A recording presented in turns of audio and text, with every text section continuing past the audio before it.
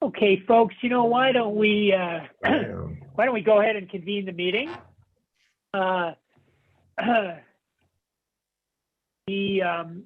Thank you again very much for coming. My name is Marshall Schmidt. I was the 115th president of the Rotary Club of Chicago, and I am pleased to convene the 5,604th meeting of the Rotary Club of Chicago.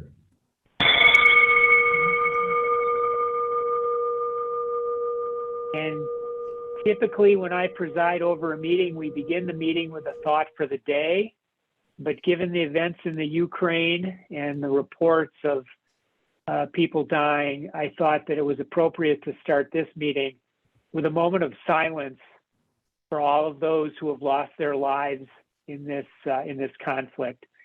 So if you would please bow your heads and take a minute of silence to honor those that we've lost in the Ukraine.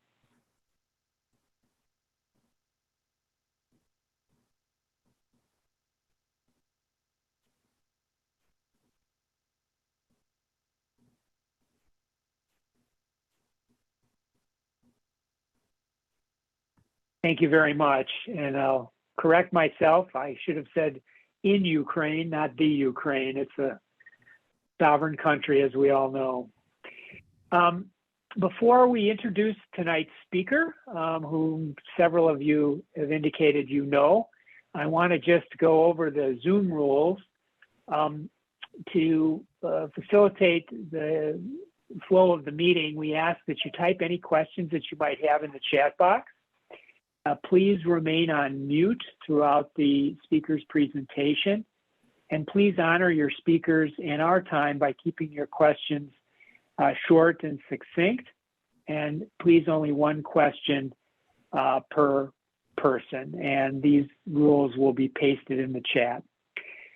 So with that, it is my pleasure to, well, let me just say before we begin that Marga Huco, the current president, wanted to be with us, but she and John are dealing with their family in Ukraine. John's heritage dates back to Ukraine, and I did want to also mention that Rotary has a very long history in Ukraine. The first club in Ukraine was founded actually in 1929 in Uzhgorod, and during World War II, Rotary was suspended, and it was not until 1991 that the Kyiv Club was reconstituted and carries on to this day. There are 12 clubs in Ukraine, but Marga sends her best and wishes she could be here, but she needed to attend to family. With that, I'd like to introduce my successor as president of the Rotary Club of Chicago, Eric Kempel, who will introduce our speaker tonight. Eric? Thank you very much, Marshall. So 150 years ago today, exactly today, in fact, Congress established Yellowstone National Park, the world's first national park, created, and I quote, for the benefit and enjoyment of the people. National parks are America's best idea, as has been said, and that's no hyperbole. Now, if you think I may be biased, which I am, because you can see I've got my National Park annual pass right here, but ask any visitor from any other country who's seen a few national parks here, and they'll tell you the same thing. Now, you may also know that Rotary International has established the environment as its next area of focus, with our district's environmental committee successfully promoting something called Operation Pollination, which you're going to learn about today. So with these two things in mind, it is very fitting that our speaker this evening is Chris Stein, Chief of National Heritage Areas for the Midwest regions from the National Park Service. Chris has been a park ranger for the past 4 decades. During his career, he's helped protect parks across the US as well as in other countries. In the Park Service, he's worked from the urban jungles of New York to the tropical rainforests of Samoa. And after all those years, he's finally come to realize that protecting the little things that run the world, like bees and pollinators, is one of the most important things we can do to save the planet as we know it. And with that, please welcome Chris Stein. Chris, the floor is yours. Hey, thank you, Eric. I just want to do a sound check. Everybody can hear me okay? Absolutely. Great, great. Very nice to meet you, Eric. Tamara, thank you. And Marshall, thank you also. And thank you especially, Eric, for recognizing the anniversary of Yellowstone National Park. That is where the national park idea was born 150 years ago. And I know that Chicago 1 is also the birthplace of Rotary. So we have something in common. So as Eric said, Rotary has these 7 areas of focus. And I know as good Rotarians, you know that.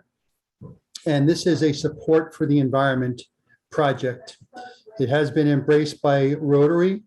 Your club, your district was #1 actually in embracing this framework. And so I'll get into that in a minute. I began my Rotary journey when I was a park ranger at the Great Smoky Mountains in the southeastern part of the United States. I transferred to the other Y park, as we call them, Yellowstone and Yosemite. I transferred to Yosemite and ultimately became president of the Yosemite Valley Rotary Club back during our centennial year, Rotary centennial year in 2005. Fast forward, I'm today a member of the Twin Cities Eco Club up in the Minneapolis-St. Paul area, where I'm speaking to you from today. I'm also a member of SRAG. As you also most likely know, Rotary has these Rotary action groups, and probably about 25 or so. If you're into a disease prevention and control, you can join a Rotary action group where you'll have a community of practice of people from around the world who will also, that will be one of their passions. If you're into maternal and child care, you could join an action group. If you're into water quality, you could join an action group. If you're into protecting the environment, the Rotary action group for you is called SRAG, the Environmental Sustainability Rotary Action Group. I'm also a member of a committee called the Paths to Pollinators Rotary Network. It's currently out of District 5970 in Northeast Iowa. And I'm also a member of this group. This is the Operation Pollination Ambassadors. When I made this slide, we were 11 strong. There is now 47 of us. And you might notice on the bottom left, Manon Crowley, formerly Manon Laikitsos. She is your environmental chair. So she's District 6450's environmental chair. And really, I credit Manon for her vision of getting District 6450 involved with this pollinator framework that led to the great success that it has had today. As we go through the program, keep this in mind, pollinators unite us not only across the United States, but also across the globe. As the famous sociobiologist E.O. Wilson said, they are the little things that run the world. And we'll find out a little bit more about that during the program. But this is tonight's story in a nutshell. We're going to talk about how pollinators are essential for life on Earth, and it's critically important to protect them. We'll talk about how their numbers have decreased by more than 45% in just the past 50 years. And therefore, we'll talk about how Operation Pollination, this framework, was developed to help us protect the planet for our children and their children. Tonight's agenda is what is Operation Pollination, a brief history of the framework, and then how to engage in Operation Pollination. So what is Operation Pollination? Simply put, it's an inclusive framework. It's not a specific project, it's a framework to help you recruit a diverse array of organizational partners who want to engage in the 2 goals of Operation Pollination: restore pollinator habitat and educate people about the importance of pollinators. I have a few quotes in this presentation. Here's one of my favorites that is very relevant to tonight's presentation. The real voyage of discovery consists not in seeking new landscapes, but in having new eyes. And hopefully after tonight's presentation, you'll maybe have some new eyes or some new ideas on just how important pollinators are and how your land that you might own, whether it's a condo balcony or a yard or whatever, is very important for the health of pollinators worldwide. Pollinators provide these free ecosystem services. With those new eyes that we talked about, we don't want to see this. This is what a Whole Foods store would look like if we walked into it and the environmental services of pollinators were not at work. Pollinators are responsible, incredibly, for the reproductive success of more than 85% of the plants on the planet. But in just the past 50 years, since the 1970s, pollinators have declined by an astonishing more than 45%. We really need to be asking ourselves, what type of world are we leaving our children? Can you imagine those millions and millions and millions of years of evolutionary history, 45% gone in just the past 50 years? Speaking of the planet,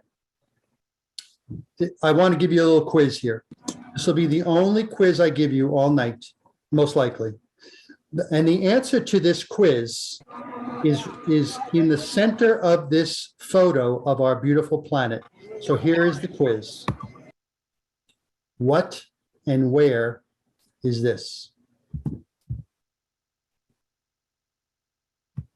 What and where is this?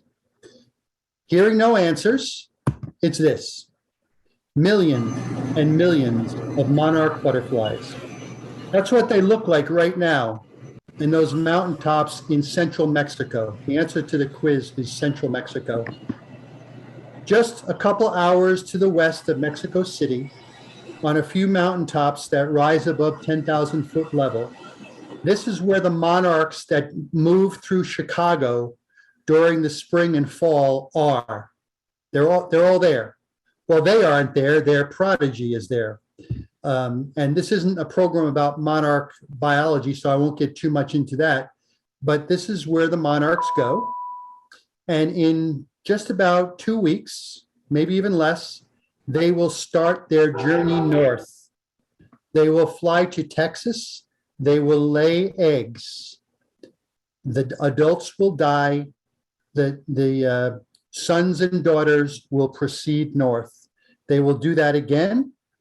The adults will die and the young will go north. And then finally, when they lay that last batch of eggs, those monarchs will put their reproductive desires on pause. It's called diapause. And they will become super monarchs. And that one little insect will fly anywhere from 1,500 to 3,000 miles back to those mountaintops in Mexico where they've never been before. And they'll spend the winter. So it's an incredible journey. It is one of the world's greatest animal migrations. That little gray spot on the bottom, that's where the monarchs are right now. And as I said, in a week or so, they're going to be starting to leave that spot. I've not been there, but I'll get there someday, but it's an incredible spot. Now, I mentioned pollinators have declined by more than 45% in just the past 50 years. The monarch has declined by more than 90%, just so you know. And the migration is actually threatened. We don't want that to happen. This woman, Sarah Dykman, she wrote a book called Bicycling with the Butterflies, and she actually pedaled the entire journey of their migration, 10,201 miles by the time she was done. In her book, I borrowed some quotes. I haven't seen a monarch every day, but every day I see the people that can help them.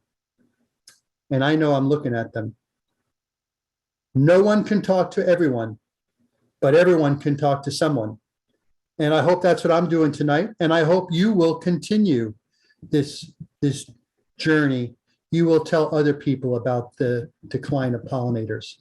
Now, pollinators, I only mention the monarch because it's such an iconic pollinator species, but it's certainly not the only pollinator species. The others are bees, wasps, flies, beetles, other butterflies, moths, hummingbirds, the ruby-throated hummingbird that comes to Chicago in the summer, in the spring, it's pollinator.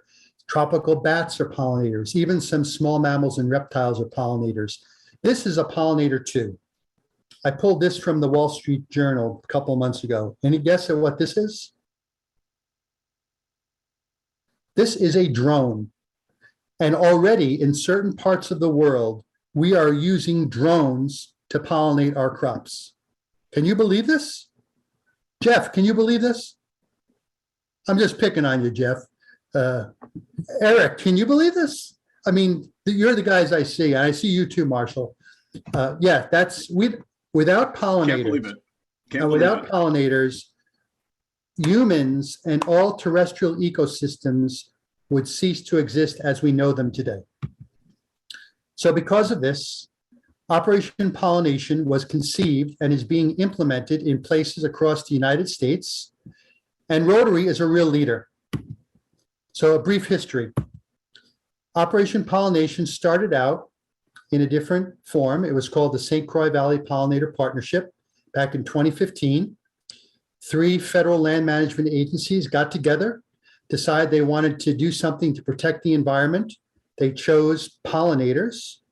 And instead of just going about protecting pollinators themselves with their own resources, they invited everybody and their brother to also join the cause. In 2018, I was now working with these large landscapes across the United States called National Heritage Areas. You actually have a National Heritage Area in Chicago. It begins in the Chicago River at the mouth where it hits Lake Michigan and extends out to LaSalle. It's called the Illinois and Michigan Canal National Heritage Corridor or National Heritage Area. By the way, this was the first National Heritage Area in the United States, another first in Chicago. That was passed by Congress and signed into law by President Ronald Reagan in 1984. So it's about 37 or so years old. Since that time, 54 other National Heritage Areas have been established across the nation, and they are embracing the Operation Pollination framework.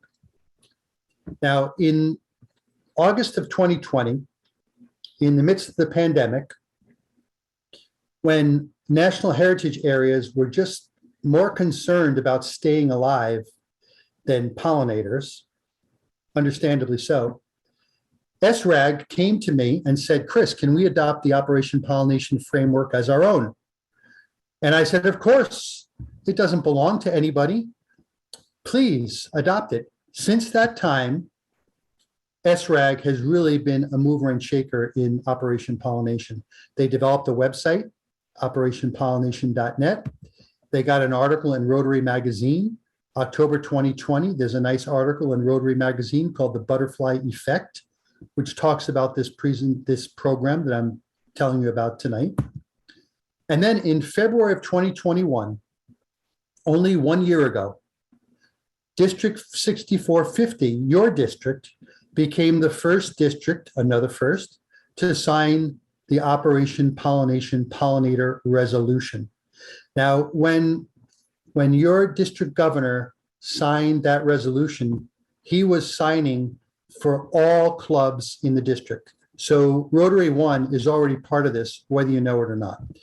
And I'll tell you how you can engage if you want to in just a couple minutes. Now, district governors and club presidents, not only in the United States, but also in other countries of the world, are also signing on board. The Luton Summaries Club in England there, that top left photo, they were the first international club to sign. Mexico, that bottom left photo, that was the second club. And just a couple of weeks ago, a club in India signed. By the way, India, they're going to be leaders in this because Dr. Meena Venkataraman, who is the woman in the blue dress to the left of what looks like the club president there in the center. She is the SRAG chair for South Asia chapter. And she just told me the other day, two days ago, that she wants to recruit every single district in India. There's 38 districts in India to sign the Operation Pollination framework. You're going to have to pick me up off the floor if that happens, by the way. How to engage in Operation Pollination. 3 easy steps. You sign a resolution. Your district has already done that. You then sign a pledge form. That's done at the club level. And then you put the names of your club and any partners that you might recruit on the back of the resolution. This is what a simple district resolution looks like. This is from 6440, the home district just to your north. This is their resolution that they signed shortly after your district governor signed. This is what a pledge form looks like. This is somebody else's pledge form. I just put Rotary Club of Chicago on there. Don't get excited. There's no commitments here or anything. I just want to show you how easy it was. So you can get a district-wide pledge form from Manon Crowley. She can provide you that. And I sent this presentation to Tamara. Tamara, if you could please send this out to the club members afterwards, you'll have all the contact information. But it's that simple. You put your name on it. You say, okay, we're going to recruit Chicago businesses to engage in habitat restoration. We don't want to get our hands dirty, you know. We're not going to get our hands dirty, but we're going to recruit others to get their hands dirty. Or you could get your hands dirty too. You could like make a pollinator garden and recruit Chicago businesses or anything. If you told me you were going to be speeding down Interstate 94 through Chicago and throw some milkweed seeds out the window, you could put that on your pollinator resolution. There is no judgment here. Just know that every contribution is valuable. And when you recruit other organizations, everybody is welcome. This is an inclusive project. This is for large and small organizations, government and non-government, for-profit and not-for-profit. And then you put the names of your resolution, your pledge signers on the back of your resolution.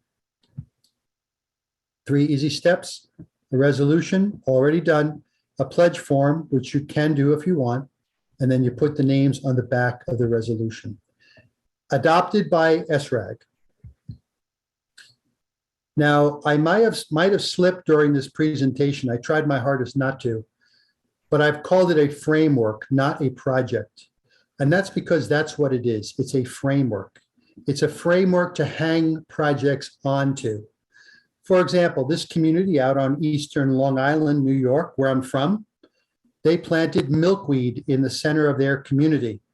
Milkweed, by the way, is essential for monarchs. Monarchs will only lay their eggs on milkweed, if you were after monarchs. This is a pollinator garden. This is a Monarch Sister Schools pollinator garden in Maryland. This is what a project looks like. And this would be what you would put on a pledge form that would become part of the Operation Pollination framework. Now, if you're not sure what to do, Dr. Tina Hall from the Nature Conservancy, who is also an Operation Pollination ambassador, she gives a nice program, How to Succeed with a Pollinator Project. And I'd recommend that maybe invite her to come speak to your club. I know she would be thrilled to do that, but she can tell you how to succeed with a pollinator project. Now, whether your club ever signs a pollinator pledge or not, I just want you to know how important it is for all of us as individuals to do something for pollinators. If you own a piece of property, even if it's a balcony in Chicago, plant some pollinator-friendly plants. Those pollinators that are traveling through will appreciate it. Pollinators are what unites us across the globe. They are food security, and food security is national security. I haven't spoken to Homeland Security about this since I started giving these programs a year ago. But when I can travel to Washington again, I am going to go to Homeland Security and just have a little conversation with them that they should be thinking about this. I'm going to leave you with this beautiful quote from T.S. Eliot. We shall not cease from exploration, and the end of all our exploring will be to arrive where we started and know the place for the first time. And that's really what Operation Pollination is, to help you know your place for the first time. At the beginning, I told you what I was going to tell you, and now let's see if I told you. Maybe you can just shake your head. Pollinators are essential for life on Earth, and it is critically important to protect them. Yes? But their numbers have declined by more than 45% in just the past 50 years. Therefore, the Operation Pollination framework was developed to help us protect the planet for our children and their children. I want to thank you, Rotary Club of Chicago, for your consideration in supporting this cause. Every bit helps. And also on behalf of Manon Crowley and myself, I just want to thank you for giving me the opportunity to speak to you tonight. And there's Manon's information, so you can contact her for either a district-wide pollinator pledge form if your club decides to do something, or your club can even develop your own pledge form, by the way. There's templates on the operationpollination.net website. And now I'd like to open it to questions. Any questions?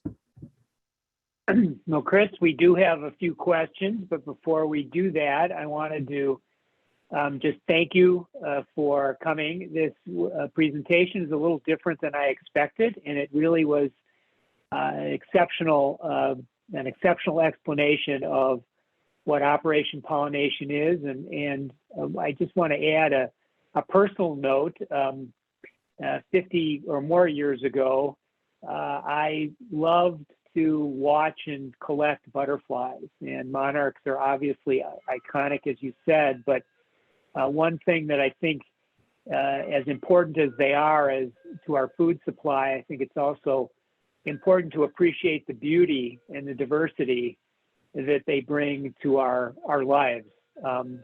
Butterflies are some of the most beautiful creatures in the world, and bees are one of the most fascinating species on the planet. It is amazing what they all do, and it's poignant, I think, that you started with a quote from E.O. Wilson, who we lost at the end of last year, who obviously dedicated his life to the insect world and appreciated more than most of us how important these creatures are to us.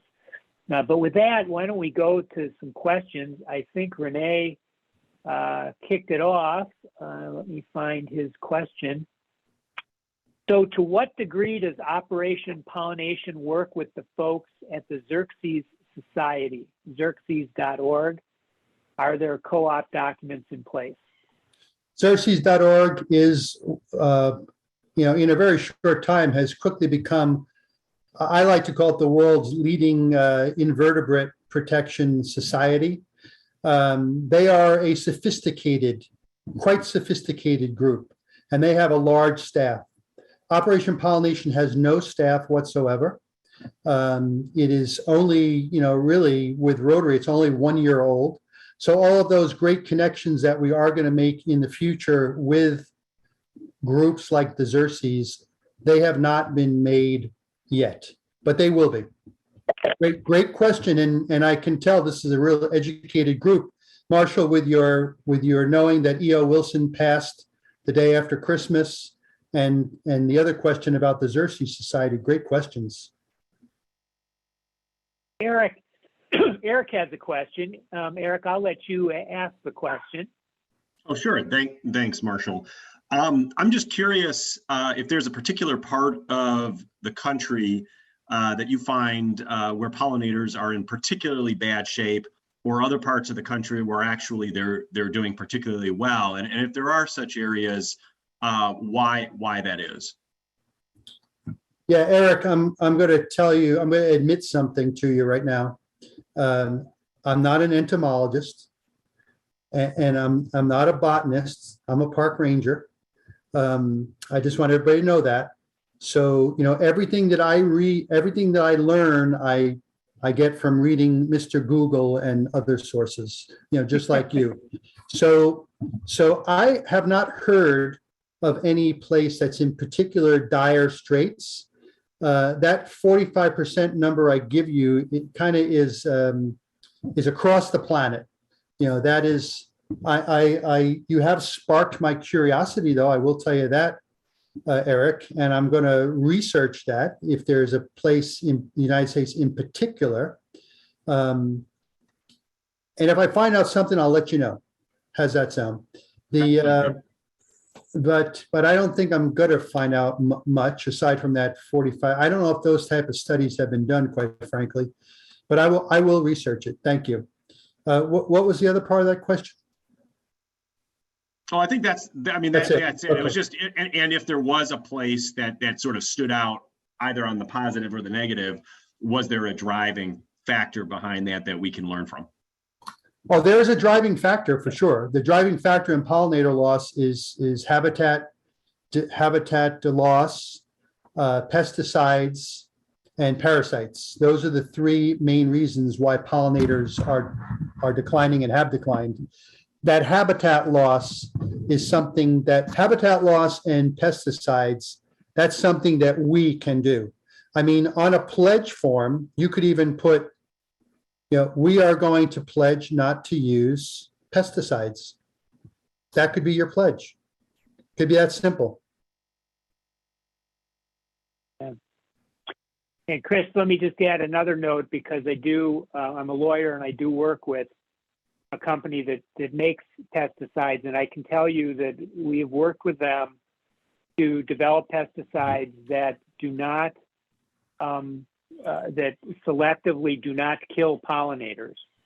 Not all insects are created equal, and there are ways that pesticide companies can selectively develop their products so that they do not kill pollinators. And so that's one way that I work to try to further that cause, and we can encourage those companies. There are a lot of large companies out there who could make a huge difference by directing their research in that direction.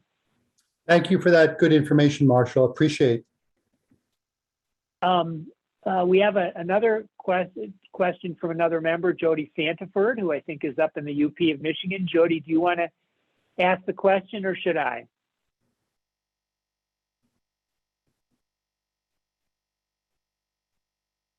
He's on Thanks, mute. Marshall. Oh, there we go. Yep, I'm here. Thanks, Marshall.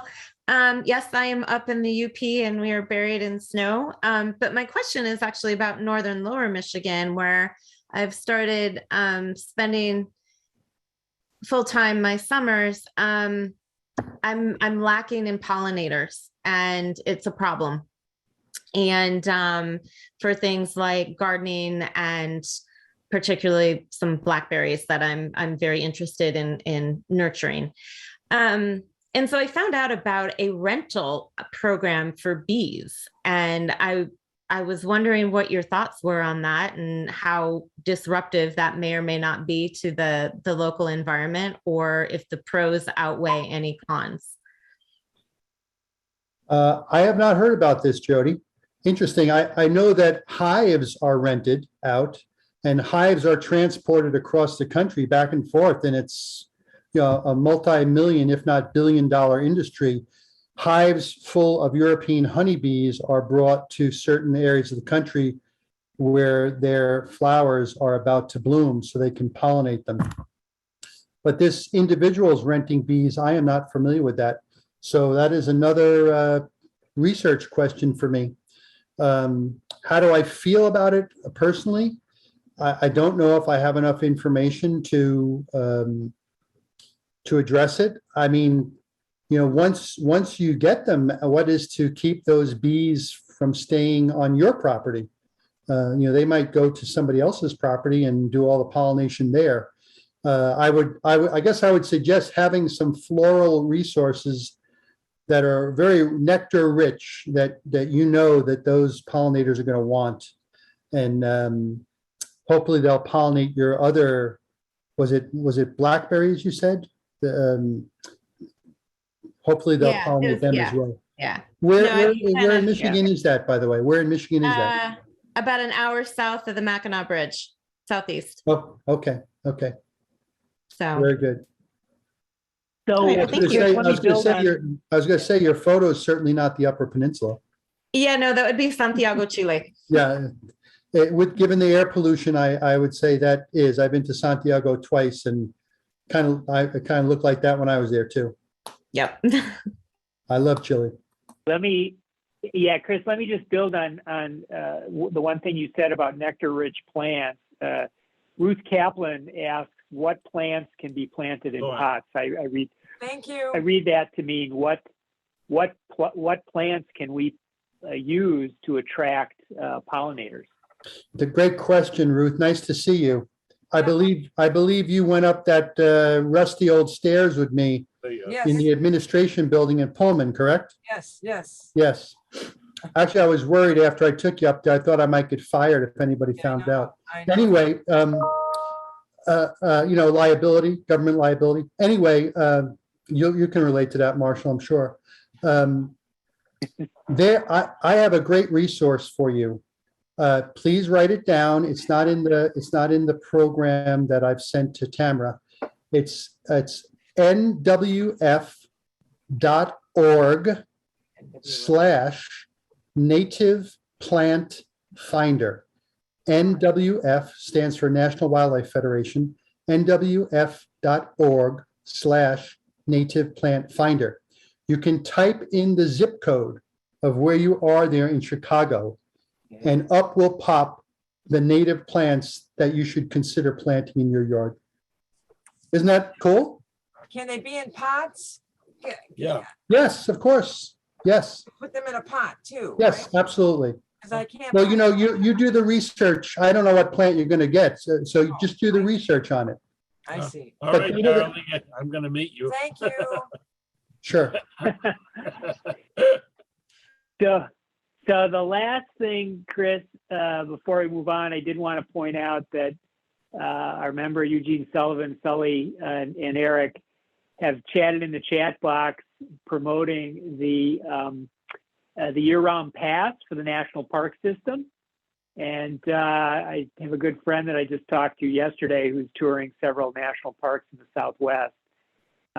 They really are a tremendous resource, and maybe you could just speak for 30 seconds about the value of the national parks to not only pollinators, but the well-being of us all. Yeah, well, now you're talking about a whole nother program, Marshall. But I'll try to summarize it. When Yellowstone was established back in 1872, this was really groundbreaking. This was the first time that a national park was established, the first time that a federal government set aside its land to be protected for present and future generations forever. It wasn't until 1916 that an organization to manage the national parks was created by Congress, and that's our Organic Act. But again, very groundbreaking for a federal organization today to do that, to protect and preserve its land, to keep all other uses aside from visitation, out as much as practical. There are some exceptions. However, today, most countries around the world have emulated what's been called America's best idea. And the author Wallace Stegner is attributed to that quote, "The national parks are America's best idea." If you might remember back in 2016, Ken Burns did a 9-hour documentary, I think it was, called America's Best Idea. And if you haven't seen that documentary and you're interested in the national parks, I would recommend that you look at that. But today there are more than 420 national park sites across the United States.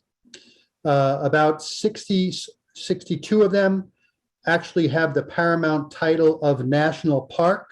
That's places like Yellowstone, Yosemite, the Grand Canyon. Indiana Dunes is your closest national park. That has the national park title. Before that, Indiana Dunes was called the National Lakeshore, and that's one of the other titles of national parks. So you might come across a national historic site or a national monument or a national lakeshore or a national seashore or a national recreation area or a national military park or a national park, but they're all part of the national park family. And I would strongly encourage you to visit them. And the one that you have right there in Pullman, in South Chicago, which was established by presidential order in 2015, is Pullman National Monument. And that tells the story of George Pullman and his railroad industry and the Pullman Porters. And what a great weekend trip for you and your family, by the way, to head down to Pullman and to visit the new National Park Visitor Center that has just opened this past Labor Day. I worked there in 2016, and that's where I met Irv when it was just getting off the ground. I was helping it get off the ground. You know, that space that I took Irv and his wife into back in 2015 has totally been transformed into a National Park Visitor Center. So I strongly recommend that you go down there and check it out. I hope that's enough. As I said, it's a whole nother program. Well, it's great, Chris, and you did it. You did a wonderful job of summarizing it in such a short period. So we like to commemorate our speakers and show our appreciation for all that you do for us. You make these meetings very special, and we really appreciate it. And we'd like to present you with this certificate to commemorate that. Well, thank you. That means a lot from Rotary #1.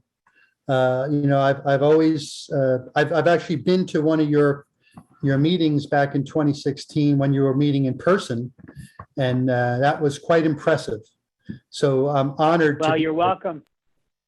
Yeah, you're welcome to join us either in person or virtually anytime. So thank you very, very much for sharing today. Well, thank you. And this is the portion. Yeah, go ahead. I was just going to say, I have to run to take my kids to karate, but you have a very good rest of your evening, okay? Thank you so much, Chris, and have fun with your children. Thank you. Bye-bye. Take care. So this is a portion of the meeting when we get to introduce our guests. I will just call on people if that's okay. Looking at my screen, I see Jeff Copeland is first on my list. Jeff, you want to tell us a little bit about yourself and where you're from, and if you're a Rotarian, what club? I'm not a Rotarian. I am not a Rotarian. I'm a what might be called a potential Rotarian in the future. I am a native of Chicagoland area. I'm originally from Waukegan. I grew up there, went to Southern Illinois University, Northwestern for MBA. I spent a number of years working at different corporations here and around Chicago. Abbott Labs, previously a GM at Ameritech before they got bought out by some bigger people. But in any case, I spent most of my life around the Chicagoland area, although I did spend maybe about 6 to 7 years out on the East Coast, a couple years in Baltimore, maybe about 4 years on the Virginia side of DC, in Herndon and Reston, Virginia. Worked for a couple companies, sold software to the federal government through a company called Oracle. I had a team of folks. And then in the last four or 5 years, moved back to the Chicagoland area and started up a small company that does fingerprint background checks. So that's just a little bit of history. I got a lot more, but you know, guys, you don't really have that much time. So, what I want to do is thank you guys for allowing me to join you. It was quite an interesting discussion from the gentleman from the National Park and Forest Preserve. And I'm not sure if I'm saying that right, but in any case, I appreciate joining you and would like to do a deeper dive on becoming a member and how one might learn a little bit more and ultimately how I might be able to contribute. Well, Jeff, thank you. Thank you so much. Although we don't have a lot of time tonight, we always have room for another member. So if you could maybe provide, I think we have your email address. Yes. Our membership director, Laura Inns, will definitely be in touch and give you the information you need. And you're welcome to join our meetings virtually anytime. Thank you. Moving on, we have a guest here from Vilnius who is going to lead us in the four-way test at the end of the meeting. But Mindaugas, if maybe you could just give us a brief explanation of where you're from and what club you belong to. Hello, hello. Nice to be here. Thank you for inviting me. And I'm from Lithuania, from Vilnius, capital city.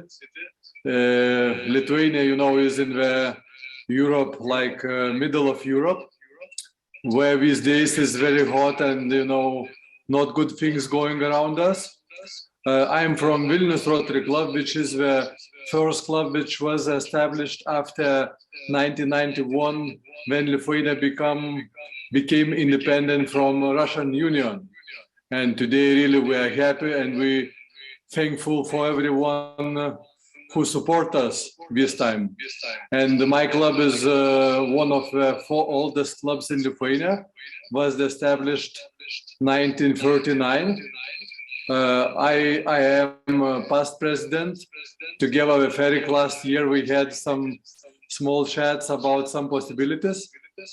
And today I want to say a few words. In the daytime, I had communication with Kiev Central Club, one of the members, and asked them how it's going, you know, maybe they need some support and everything.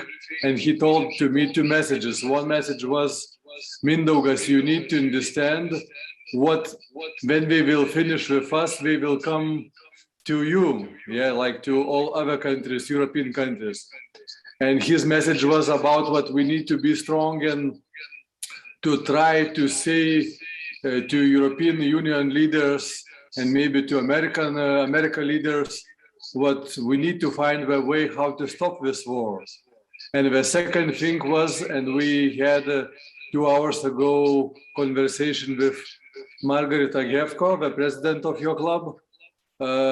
We need to find a way how to say to Red Crest organization to support Ukraine to create humanitarian corridors and to support like mothers, children, and disabled people to move from Ukraine, because Lithuania is one of the countries we are waiting them and we are giving to them the places where to stay and where to live. And sorry for that information, but these days it's very important, and I think we Rotarians understand what here is not good. Well, thank you. Yeah, thank you for that. Chicago obviously has a very deep tie, very large Lithuanian population. We have a member who's from Vilnius, Rolandas, who's a very dear member of our club. And so, you know, our hearts are with Ukraine, and they're also with all Lithuanians and people in the Balkans. I think we all understand what's at stake here. So thank you. Next up, in terms of, next on my screen is Robert Becker, although I think you might, are you a member, Bob, of our club? You're on mute.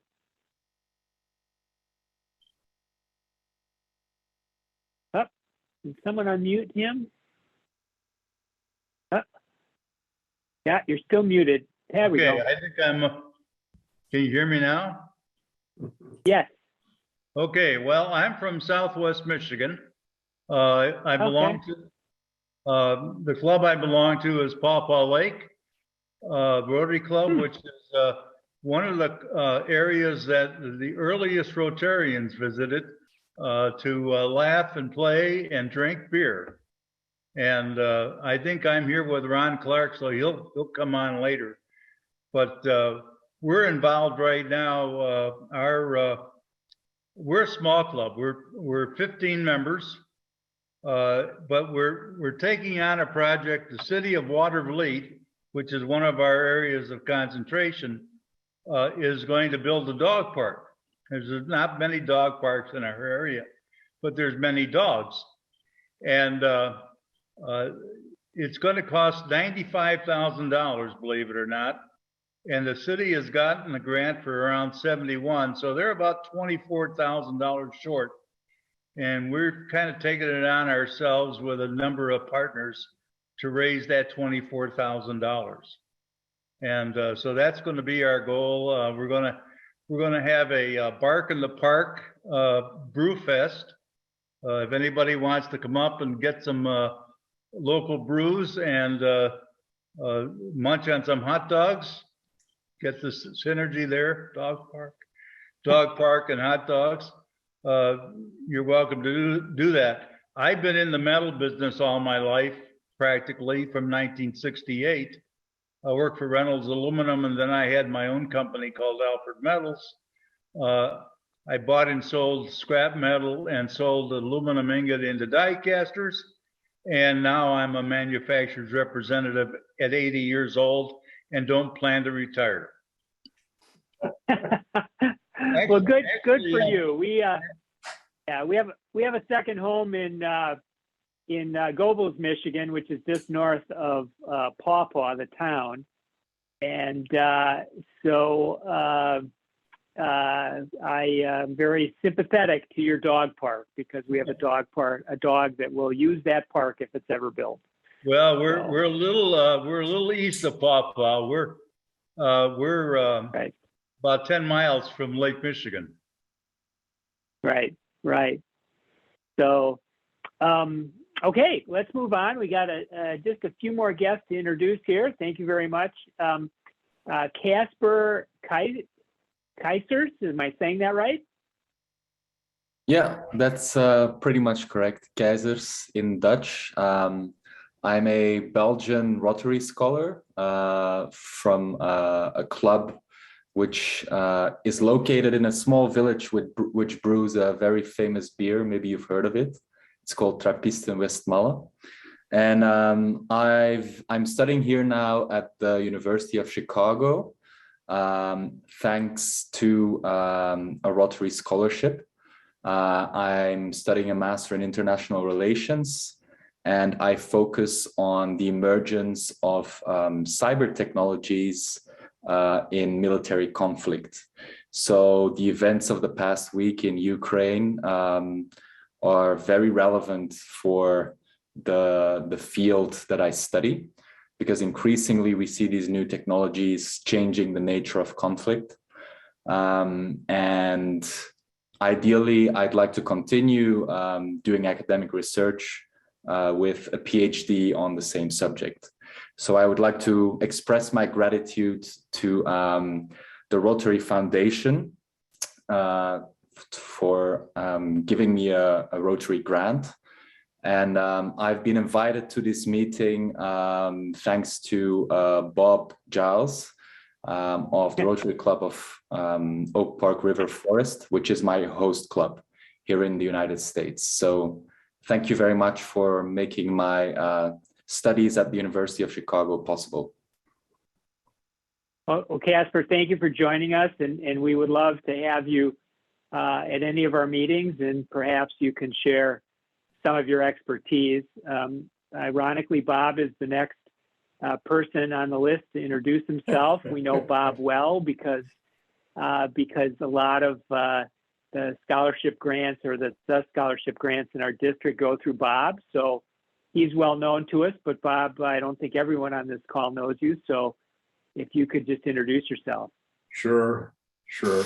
Bob Giles. I'm from the Oak Park River Forest Rotary Club, and I'm chair of the scholarship committee for District 6450 and a retired school superintendent. And I'm so glad I haven't had anything to do with being a school superintendent the last couple of years with COVID. I encourage Casper to come and visit Chicago One, so he has a chance to see what the club looks like. And I'm glad he was able to make it this afternoon. And Casper and I have been going around. We'll be going around to a couple of other clubs in the near future. Fantastic. Yeah.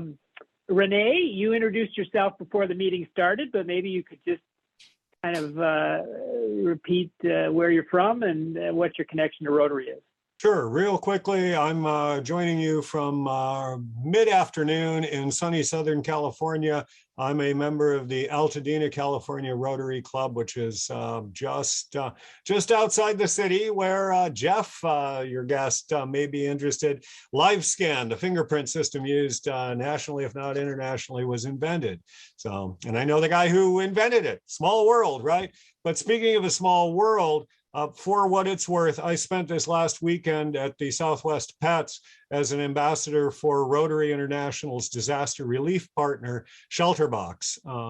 Hopefully your club is extremely familiar with that organization. I don't know, but just today they announced that they will be deploying a team to the area around Ukraine to see what needs are and how best those can be met by Shelterbox in conjunction with other organizations. I put a link in chat in case anybody's interested in that.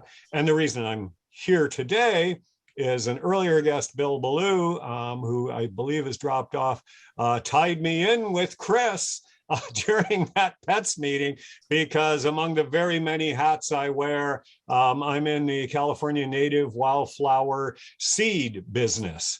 Encouraging folks to help pollinators, and especially the Western monarchs, that when Chris was talking about the decline in populations, we out here are extremely grateful that the latest count went up substantially, about 200 times what had been the year before, when they were down to only about 2,000 total counted. So a whole lot of prongs and issues that bring me to your meeting today. Well, Renee, you're quite the Renaissance Rotarian, so thank you for joining us today. And we end with a dear friend of our club, Nancy Fleming, who I see is on the line. It looks like maybe Nancy is only joining by audio, but Nancy, do you want to tell us just a little bit about yourself? It's great to see you on the call. Well, thank you very much. I certainly have enjoyed this program. I am a Rotarian. I'm a member now of the Chicago Citywide Service Club, and have been involved many years with healthcare issues revolving around preventing cervical cancer. I've been with Rotary clubs in Belize and Guatemala and Vietnam and Kenya, so that I've done a lot with training local healthcare providers in methods to screen women and treat pre-cervical cancer lesions to prevent invasive cancer from occurring. Thank you very much. I always enjoy being present at your meetings, and this was a particularly interesting one. Well, thank you very much, Nancy. Linda sends her best. So Linda's my wife, who traveled with Nancy to Kenya on one of those trips. So Nancy's a dear friend. Thank you. So let me just go through some announcements very quickly, and then we'll get to the four-way test, and I'll get you on your way. We want everyone to know that it's Job One season. Job One is our signature program. It's an internship program for Chicago Public School students. Applications are now open for students looking to join the internship program. as one of our signature projects, Job One prepares City of Chicago High School 11th grade and graduating seniors who are 16 and over for the workplace by providing job readiness training, as well as substantive paid summer internship opportunities with local businesses and not-for-profits in the Chicago area. The link to apply is in the chat. Please encourage any eligible high school students that you know to apply.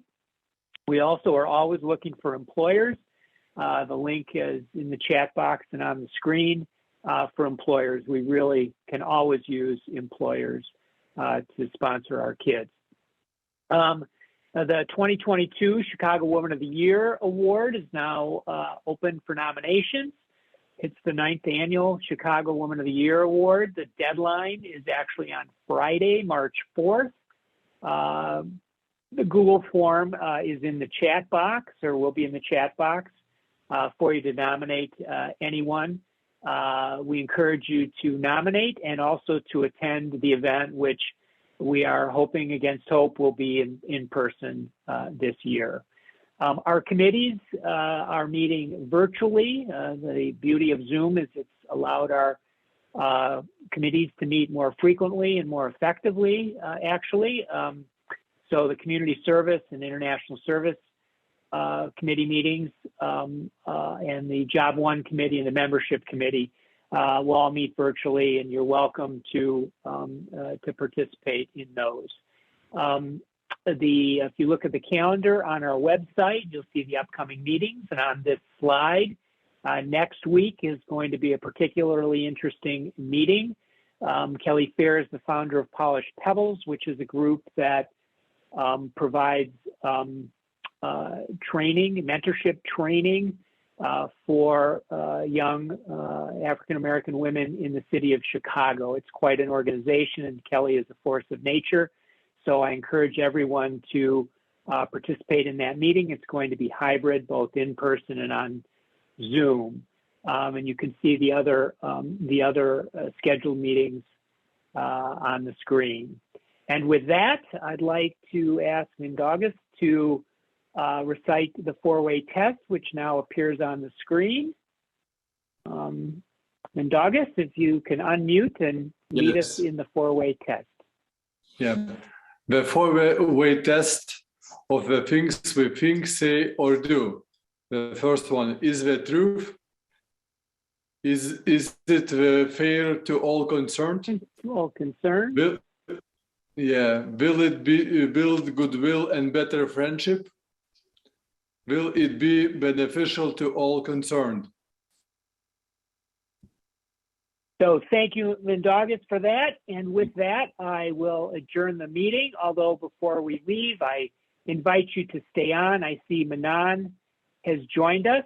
Manan, thank you for joining us. We had a wonderful presentation by Chris, and your name was spoken of well. And if anyone has any questions for Manan, how you can get involved in Operation Pollination, I need to take your leave. I have a meeting that I need to go to at 7 o'clock. But thank you all for coming and for sharing today. It's been a wonderful time, and we appreciate all of you coming. So take care and have a wonderful evening.